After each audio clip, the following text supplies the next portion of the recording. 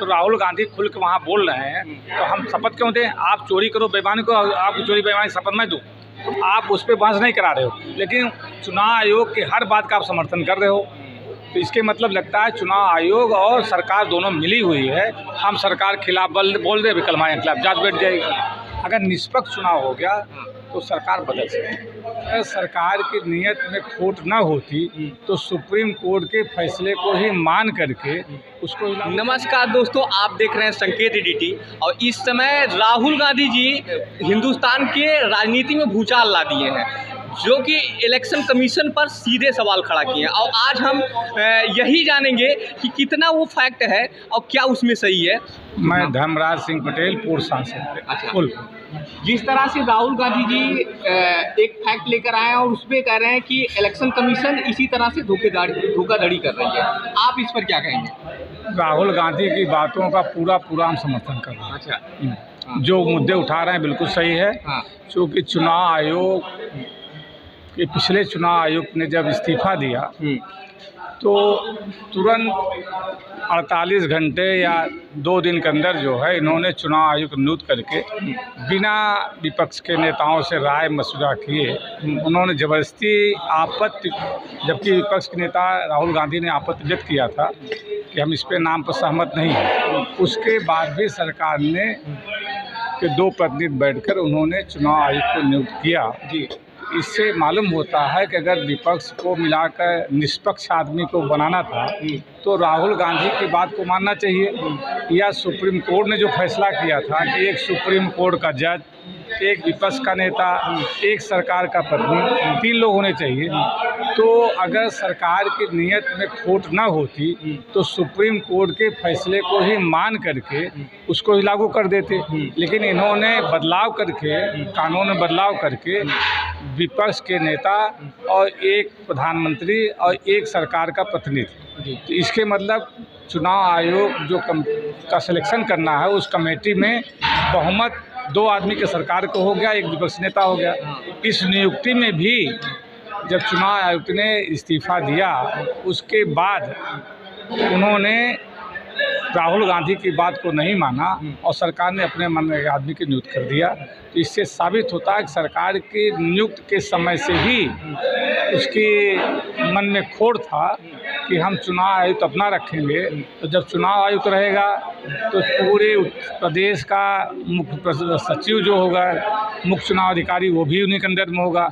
जब मुख्य चुनाव अधिकारी अंडर में होगा तो जिले का डीएम भी होगा, जब जिले डीएम होगा तो एसडीएम होगा। पूरी मशीनरी, चुनाव मशीनरी जो है वो सरकार के पक्ष में जाएगी।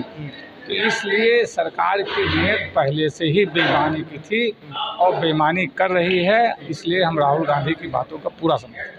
कहते हैं कि बिहार में जब होता है इसका छटनी होता है तो कहते हैं कि हमारे लोगों को छांटा जा रहा है, लेकिन वहीं लोकसभा में ये कहा जाता है कि हमारे मतलब इतने लोग बढ़ा दिए गए हैं। क्या ऐसा ये संभव है कि मतलब बढ़ाया भी जा सकता है और घटाया भी जा सकता है बूथ? हाँ, नहीं, जैसे लोगों का नामांकन जो काट दिया जा रहा है, बिहार में भी आवाज़ उठा है कि काट दिया गया, और यहाँ क्या नाम है कर्नाटक में बोला गया कि बढ़ा दिया गया वोट बैंक के नाते। तो आपको क्या लग रहा है, इस तरह से हो सकता है? बिल्कुल हो सकता है। अच्छा, यहाँ तक कि वोट बढ़ाने में हम सरकार की पार्टी के प्रतिनिधि हैं, सरकार के बीएलओ होता है, बीएलए हर पार्टी को होता है और आरएसएस लगभग हर जगह मौजूद है। उसके आदमी जो नाम, अभी आप जाइए, आप दे आइए 10 लोगों का नाम, 20 लोगों का नाम दे आइए, आपके आदमी को जो नाम देंगे बीएलए, उसका नाम जो बीएलओ होगा, पोलिंग बूथ अफसर, वो नाम नहीं चढ़ाएगा, लेकिन जिसका वो चाहता है उसका चढ़ा देता है। बीएलए भी कहीं न कहीं सत्ता से प्रभावित होता है। कुछ विपक्ष के भी होते हैं, ऐसा नहीं कहते एकदम सब सत्ता पक्ष होते हैं, कुछ निष्पक्ष भी होते हैं। तो जो सत्ता से पक्ष प्रभावित हैं उनको जो है वो कहीं न कहीं अपने वोटर लिस्ट को बढ़ाने में काम करते हैं। तो यही चीज़ उठ गया है कि कर्नाटक में हमारी सरकार है नहीं, और कर्नाटक में बीएलए तो कहीं ना कहीं सरकार के अंडर में ही काम करते हैं, नाम वही दिए हैं। अब फादर का नाम ABCD हो जाए। हम सामान्य बात बता रहे हैं, अभी हम लोग गांव से आए हैं, शहर में हैं, ठीक है, आप बिहार का आदमी चला गया, पूरे देश में नौकरी कर रहा है, तो उसका जब वहाँ चला गया तो आप तस्दीक करो तो नहीं मौके मिलेगा ना वो। तो जब वहाँ वोटर तो है कहीं न कहीं आपका। जब चुनाव होता है तो जो आदमी बाहर गए हैं वो सब आकर के अपने प्रदेश में वोट डालते हैं। अब उनको आप नाम से बाहर कर दो, हमसे भी पूछने लगो कि यार आप फॉर्म भरिए, हम नहीं है गांव में, कहाँ से फॉर्म भर देंगे। तो ऐसे न लाखों संख्या में हैं जो नहीं फॉर्म भर सके हैं, उनका आप नाम काट दो, कैसे काट दो भाई, लेकिन गलत। लेकिन सर एक चीज़ बताइए, जैसे हम सिद्धार्थनगर से हैं, अब हम इलाहाबाद में आए हैं, कुछ वर्षों से हैं, अगर यहाँ पर भी ज़मीन लेकर और वोट देने की अनुमति हो जाए तो हम तो वहाँ भी हमारा रहेगा, वो कैसे? क्या उसमें क्या हो रहा है ना, बहुत लोग जो समझदार रह गए, जो उनको वहाँ वोट देना है, जैसे आप इलाहाबाद में आ गए हैं तो आप यहाँ वोट देना चाहते हैं, आपने बढ़वा लिया। लेकिन बहुत सारे मजदूर ऐसे अस्थायी टेम्परेरी कर्मचारी, ठेले वाले हैं, पुल वाले हैं, माला वाले हैं, जिनका घर द्वार नहीं है, उनका नाम नहीं चल पाता कहीं, और आप उनके ज़िले से भी काट दिए, उनके प्रदेश से भी काट दीजिए, तो न वो वहाँ रहे न यहाँ रहे, तो गलत है ना। अच्छा, इलेक्शन कमीशन ने राहुल गांधी से कहा है कि आप शपथ पत्र दीजिए। राहुल गांधी ने कहा कि हम संविधान की शपथ लिए हैं पार्लियामेंट में। हम लोकसभा ऐसी सभा होती है जहां सुप्रीम कोर्ट के जज के खिलाफ भी बोला जा सकता, न्यायपालिका के खिलाफ बोला जा सकता। तो राहुल गांधी खुल के वहाँ बोल रहे हैं, तो हम शपथ क्यों दें? आप चोरी करो बेईमानी को, आपकी चोरी बेईमानी शपथ मैं दूँ? तो मतलब ये आरोप अगर लगाए हैं तो उनको ये तो बताना ही पड़ेगा कि दे दिया, जांच कराओ, तुम्हारा काम है। नेता है ना, वो थोड़ा जांच करेंगे, वो सीधे कह रहे हैं फर्जी है। भाई हम कह रहे ना, हमने आपको लिस्ट दे दिया, या जो हम आरोप लगा रहे हैं आधिकारिक काम है उसका जांच करे, जांच करके उसका नाम निकाले, जो नहीं है उनका जोड़े। ये हमारा काम नहीं, हम पॉलिटिकल आदमी हैं, हम चल के गाँव वोटर लिस्ट बनाएंगे, जोड़ेंगे, घटाएंगे। चुनाव आयोग बना, उसका काम है। लेकिन जो सरकार जो काम चुनाव आयोग करना चाहिए वो काम सरकार उनका पक्ष ले रही है। हर मुद्दे पर सरकार बोल रही है, कह रहे हम लोकसभा में बहस नहीं कराएंगे।